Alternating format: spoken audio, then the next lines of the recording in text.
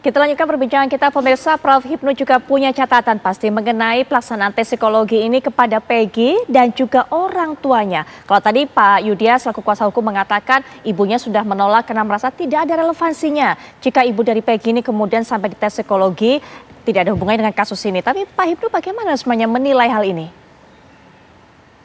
Begini Pak, dalam teori hukum pidana, seseorang dapat dihukum itu harus memenuhi syarat subjektif dan syarat objektif. Syarat objektif peristiwa sudah terjadi, adanya korban. Syarat subjektif adalah orang. Siapa dalam ini adalah tersangka. Siapa dalam ini PG. Dalam konsep menilai suatu syarat subjektif, ada teori yang disebut willing and witting, menghendaki dan mengetahui. Lah, konsep menghendaki dan mengetahui inilah saya kira Polda Jabar menghadirkan ahli psikologi forensik. Apakah dia menghendaki dan mengetahui atau tidak? Karena selama ini yang kita dengar bahwa mereka tidak melakukan, tidak ada ke sana. Oleh karena itu kalau menghendaki dan mengetahui tidak terbukti, ya berarti bukan Peggy.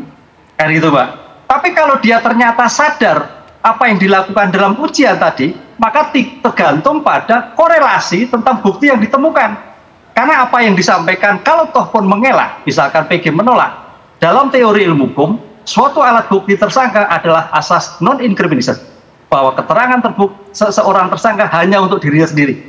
Pasal 66 KUHP juga keterangan untuk sendiri. Nah, dalam konsep itu, Polda Jawa Barat saya kira meyakinkan dalam konsep willing and witting, bahwa PG mampu bertanggung jawab, PG mengetahui, PG menghendaki dengan kesengajaan yang ada. Disinilah hasilnya nanti.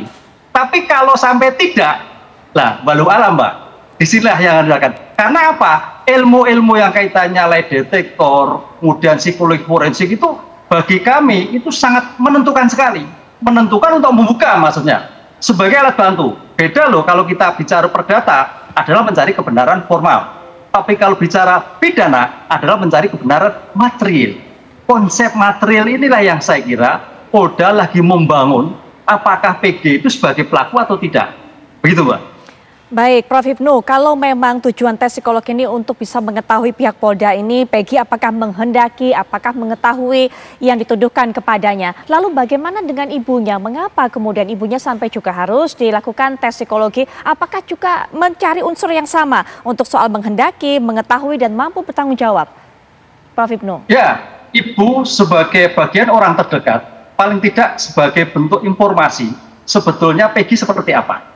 Makanya tadi pertanyaannya, ini sebetulnya anak mampu menghendaki dan mengetahui tidak. Kalau sampai ibu bisa memang memberikan suatu keterangan bahwa Peggy itu memang tanda petik tidak menghendaki dan tidak mengetahui dalam konsep itu, ya korelasi. Tapi sebetulnya tipis Mbak, tipis. Karena apa? Peggy ini sudah dewasa tanda petik. Jadi sebetulnya tidak perlu pada orang tua. Karena dalam aspek hukum kan pertanggungjawaban pada pribadi. Tapi tidak salah ketika melingkar dengan keterangan-keterangan yang tadi, walaupun itu ilmu bantu, walaupun itu mampu membungkap, tapi paling tidak memberikan informasi. Seorang ibu pasti tahu dengan keadaan anaknya. Seorang ibu pasti tahu perilaku daripada anaknya. Lah perilaku-perilaku tadi, apakah ada menghendaki dan mengetahui? Inilah yang sangat dipastikan. Karena sampai saat ini kan agak bimbang, iya atau tidak, tidak atau iya, kan gitu Mbak. Baik, itu menurut saya. Baik, ya. Nah, Pak Yudya mungkin juga mengetahui mengenai hal ini. Sudah sampai di tahapan apa sebenarnya tes psikologi yang kemarin disampaikan? Apakah memang untuk bisa mengetahui kompetennya ataupun juga fit dan tidak fitnya yang dikatakan Mas Reza tadi? Atau memang sudah untuk bisa mengetahui apakah kemudian Peggy ini menghendaki mengetahui tujuan tersebut, kemudian juga mampu bertanggung jawab? Pak Yudya mendapatkan informasi mengenai hal itu, Pak? Iya, tadi saya sampaikan bahwa kami juga kan belum mendapatkan hasil secara resmi dari pihak penyidik. Jadi kami belum bisa memberikan apakah ini hasilnya apa, karena kita sendiri belum mendapatkan hasil resminya dari penyidik. Iya, kami pahami Pak, Bapak belum mendapatkan hasil, tapi kita tidak bicara mengenai hasilnya, kita bicara mengenai proses sebelum tes psikologi ini berjalan. Apakah Bapak sempat menanyakan untuk apa sebenarnya tes psikologi ini? Iya, sebelumnya kita pada saat diinformasikan oleh penyidik, ya kita juga berkomunikasi tujuannya seperti apa, dengan cara apa, dan kami juga sempat untuk menolak, tetapi kan pihak penyidik tetap melakukan tes psikolog ini, Mbak. Baik, Pak Yusuf, tadi Mas Reza sudah menyuarakan ini keraguan kalau kepada Kompolnas saja pihak Polda Jabar tidak cukup terbuka untuk tujuan mengenai tes psikologi, apalagi kemudian kepada masyarakat. Itu menjadi salah satu keraguan tadi. Silakan diberikan pandangan dan juga tanggapan Pak Yusuf.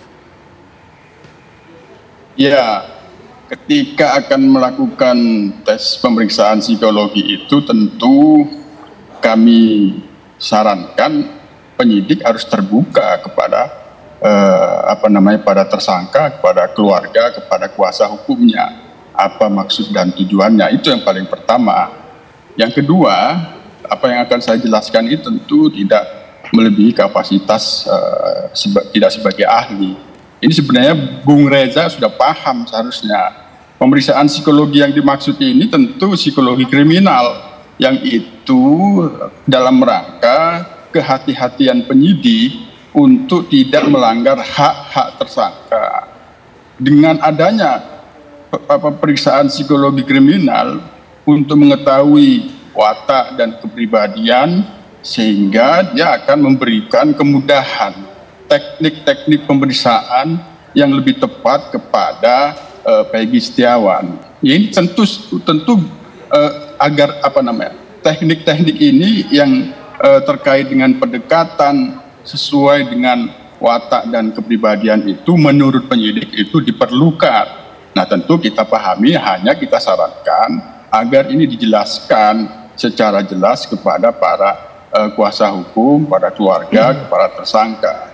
Sekali lagi, secara teoritik penggunaan psikologi forensik terhadap tersangka tentu dalam rangka menghindari pelanggaran hak-hak tersangka, malah dalam rangka pemenuhan hak-hak tersangka. Itu malah yang kita dorong.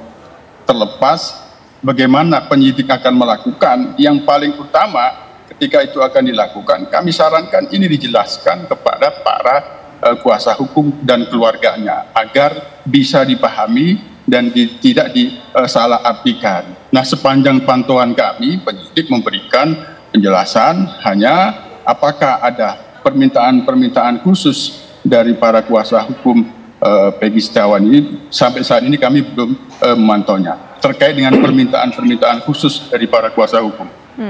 Tapi Pak Yudya tadi mengatakan tidak mendapatkan informasi yang cukup memadai mengenai tujuan dari tes psikologi ini. Mas Reza, dilakukan tes ini adalah untuk bisa mengetahui apa upaya pemeriksaan pendekatan yang paling cocok untuk bisa mungkin mendapatkan informasi terbaik dari Peggy tanpa mengganggu haknya.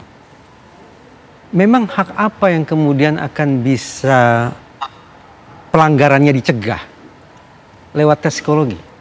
Sekarang saya balik penalarannya. Tes psikologi ini diselenggarakan agar kemudian hak-hak terperiksa tidak dilanggar.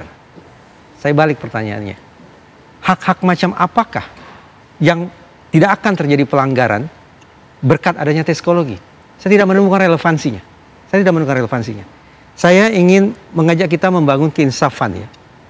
Bahwa terdakwa, saya bicara secara umum, terdakwa divonis bersalah atau tidak bersalah berdasarkan terbukti atau tidak terbukti perbuatannya, perilakunya. Itu artinya jangan sampai, saya garis bawahi, jangan sampai terjadi penyalahgunaan hasil pemeriksaan psikologis untuk dua hal. Pertama, sebagai instrumen intimidasi. Menekan segala macam upaya dilakukan untuk menekan terperiksa agar kemudian terperiksa kalah. Sampai kemudian menyampaikan informasi yang justru jauh dari kenyataan. Itu pertama, karena sudah disalahgunakan sebagai alat intimidasi. Atau yang kedua, penyalahgunaan hasil pemeriksaan psikologi untuk membangun stigma negatif terhadap terperiksa. Padahal, betapapun hasil pemeriksaan itu memotret PS sebagai manusia titisan iblis sekalipun, berkepribadian buruk, pola asuhnya berantakan, masa lalunya penuh dengan trauma. Tapi kalau dia tidak melakukan perbuatan pidana, maka dia tidak boleh divonis bersalah. Betapapun potret kepribadiannya sangat buruk. Atau sebaliknya, andaikan PS dipotret sangat positif, kepribadiannya sangat luhur, masa lalunya tumbuh kembang optimal, pengasuhan sempurna.